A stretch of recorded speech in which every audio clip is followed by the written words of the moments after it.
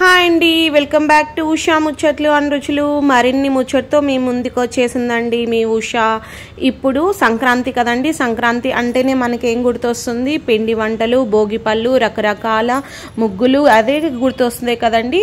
మనకి భోగి పళ్ళు ఏ పిల్లలకు పోయాలో, ఎందుకు పోయాలి, అసలు పోస్తే ఏమవుతుంది, ఇది ఆనవాయితీగా వస్తుందా, లేకపోతే మొదటిసారి ఎవరి పోయాలి, అలాంటివన్నీ చాలా క్వశ్చన్స్ మనకి రైజ్ అవుతాయి కదండి. అలాంటి వాళ్ళ కోసము నాకు తెలిసిన కొన్ని విషయాలు, అంటే భోగి పనులు ఎవరు పోయాలి అనే విషయాల గురించి కొన్ని విషయాలు నేను మీతో షేర్ చేస్తున్నానండి. ఈ భోగి పళ్ళు గురించి క్లుప్తంగా మీకు చెప్పే ముందు నేను ఒకటి చెప్తున్నానండి. నేను ఫస్ట్ టైం మా బాబుకి పాపకి భోగి పళ్ళు పోసినప్పుడు ఇలా కృష్ణునిలాగా అలాగే గోపికలాగా రెడీ చేశానండి. వివరంగా చెప్పే ముందు, వీడియోలోకి వెళ్ళే ముందు నేను మా బాబుకి పాపు చిన్నప్పుడు తీసిన ఫొటోస్ అవి ఉంటాయి కదండి, అవి షేర్ చేస్తున్నాను. ఎందుకంటే బాబుకి పాపకి భోగి పళ్ళు పోసినప్పుడు అప్పుడు ఈ వాట్సాప్, మనకి కెమెరా, ఇంత అప్డేటెడ్ ఉన్న ఫోన్ అయితే అప్పట్లో లేదనమాట. 2013 అండ్ 2015లో మా బాబు పాప పుట్టారు. సో అప్పుడు మనకి ఫోటోగ్రాఫర్ వచ్చి తీసేవాళ్ళు అనమాట. అందుకని చెప్పి ఎక్కువ వీడియోస్ అండ్ ఫొటోస్ ఏం లేవు. సో అందుకని చెప్పి నేను మా పిల్లల ఫొటోస్ అనేటివి ఇక్కడ అప్లోడ్ చేస్తూ భోగి పళ్ళ గురించి నేను డీటెయిల్గా చెప్తున్నానండి. మీరేమీ అనుకోవద్దు. విషయం ఒకటి చెప్తుంది, పైన స్క్రీన్ మీదేమో పిల్లల ఫొటోస్ పెడుతుంది అని చెప్పి.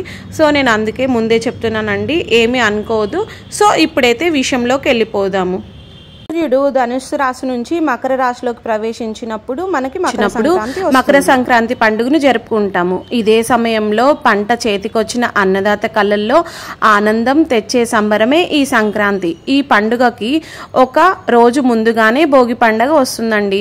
సూర్యుడు దక్షిణాయనం నుంచి చివరి రోజున భోగి సంబరాలు జరుపుకుంటాం. ఈ భోగి పండుగ రోజు ఉదయమంతా భోగి మంటలతో సందడిగా జరిపి సాయంత్రం వేళల్లో చిన్నారి తలపై భోగి పళ్ళు పోసే కార్యక్రమాన్ని నిర్వహిస్తారు.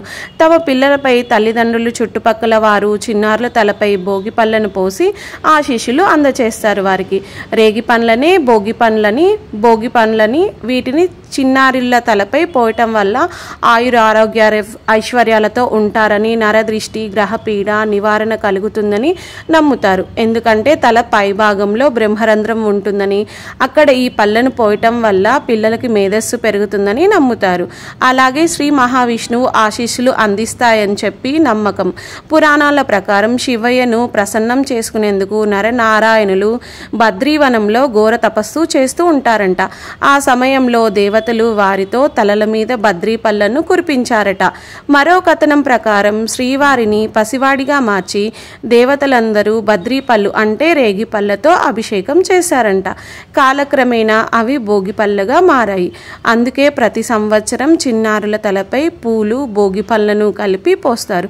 అలాగే పిల్లలకి హారతి ఇచ్చి దిష్టి తీస్తారు. మరి ఈ భోగి పళ్ళు పోసే కార్యక్రమం ఉదయం వేళలో లేదా సాయంత్రం వేళలో అనే సందేహం చాలా మందిలో ఉంటుంది కదండి. ఈ భోగి పనులు చేసే కార్యక్రమము సూర్యాస్తమయం అవ్వక ముందుకే పోయాలి. కాబట్టి సాయంత్రం 5 లోపు పోసుకుంటే మంచిది. ఈ భోగి పళ్ళను 11 ఏళ్ల వయసులోపు ఉన్న పిల్లలకు పోస్తారండి. మొదటిసారి పిల్లలకి ఈ భోగి పళ్ళను పోస్తున్నట్లయితే వయసు బేసి సంఖ్యలో ఉన్నప్పుడు మొదలు పెడితే మంచిది. ఆనవాయితీ అంటూ ఏమీ లేదండి. మనకు ఏ సంవత్సరం ఎప్పుడు మొదలు పెట్టాలంటే అప్పుడు మొదలు పెట్టుకోవచ్చు. ఈ భోగి పళ్ళలో ఏమేమి కలపాలో ఇప్పుడు తెలుసుకుందామండి. ఈ భోగి పళ్ళలో చెరుకు కానీ, లేకపోతే చెరుకు అందుబాటులో లేకపోతే పటిక బెల్లం ముక్కలను కానీ, బంతిపూలు కానీ, లేకపోతే చామంతి పువ్వు రెక్కలు కానీ కలుపుకోవచ్చు. అలాగే అక్షింతలు, రేగి పళ్ళను కలుపుకోవాల్సి ఉంటుందండి. వీటితో పాటుగా కొన్ని చిల్లర నాణాలను కూడా వీటిలో కలుపుకోవాలి. ఇప్పుడు పోసే విధానం ఏమిటంటే తెలుసుకుందాం. ముందుగా మీ పాప లేదా బాబుని చక్కగా స్నానం చేయించి రెడీ చేసిన తర్వాత తూర్పు ముఖంగా పీఠం వేసి కూర్చోబెట్టాలి.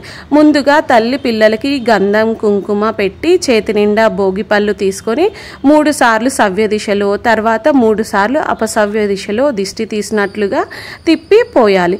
ఆ తర్వాత అక్షింతలు వేసి హారతి కూడా ఇవ్వాలి. భోగి పళ్ళు మొదటగా చిన్నారికి తల్లి మాత్రమే పోయాల్సి ఉంటుంది. తర్వాత వచ్చిన పేరంటాలతో పోయాల్సి పోస్తే మంచిది. భోగిపళ్ళు చిన్నారికి పోసే ముందు కృష్ణుడికి భోగిపళ్ళతో అభిషేకం చేసి తర్వాత చిన్నారికి పోస్తే మంచిది. తర్వాత వచ్చిన పేరెంటాలతో కూడా ఇదే విధంగా 3 సార్లు సవ్య దిశలో అలాగే 3 సార్లు అపసవ్య దిశలో పూజించి వారికి తాంబూలం ఇవ్వటం మంచిది. ఇది ఆనవాయితీ లేని వారు కూడా చక్కగా చేసుకోవచ్చండి. చివరికి దిష్టి పండ్లని భోగి పళ్ళని ఎవరూ తినకూడదు. అలాగే పండ్లని పూలని పారే నీటిలో వేయండి. కాయిన్స్ పేదవారికి పంచడం మంచిది.